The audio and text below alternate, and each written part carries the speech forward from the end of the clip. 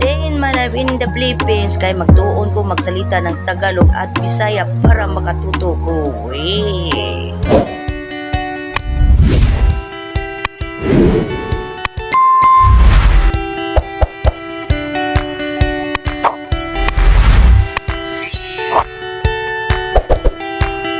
For today's video mga kabos kay maglinis ako ng kulungan sa aso, pusa at manok. Ito paglabas ko sa kwarto nag-abang na yung aso. Diyan si Chichi, si Arong, si Queen Queen, si Sky. Hindi ko ipababa kasi maingay yan. Nandyan lang sa lababo. Yan si Sky. Diyan titingnan ko yung dalawang chicken ko, si Adobo, si Tinola, ang yung anak niya naglipad-lipad. Then titingnan ko yung pagkain ng aso at pusa na malamig na.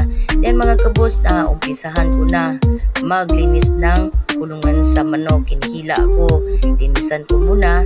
Then kukunin ko yung taiyan sa manok. Then katapos yun mga kabos, linisan ko yan ng kabos. Kailangan 3 times a week yung kabos para hindi maglalangaw yung garahe at mabaho. Kailangan maglinis. Then pagkatapos yung naglinis, linisan ko muna yung sahig sa garahe para hindi din mababaho at hindi din yung maglalangaw. Yung kakatapos yun, maglinis, ayan, kulungan sa manok at yung garahe, yung sahig, malilinis na.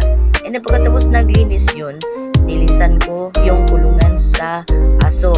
Kailangan din yun. Kaya hindi man madumi, kailangan malisan.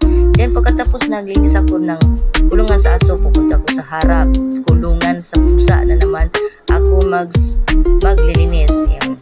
Isilhig lang na ko yan mga kaboards. Kailangan yun araw-araw linisan para hindi mabaho. Kailangan mabango araw-araw. Okay, ito na lang boards. Papakyut po na ako. Hanggang dito na lang. Thanks for watching.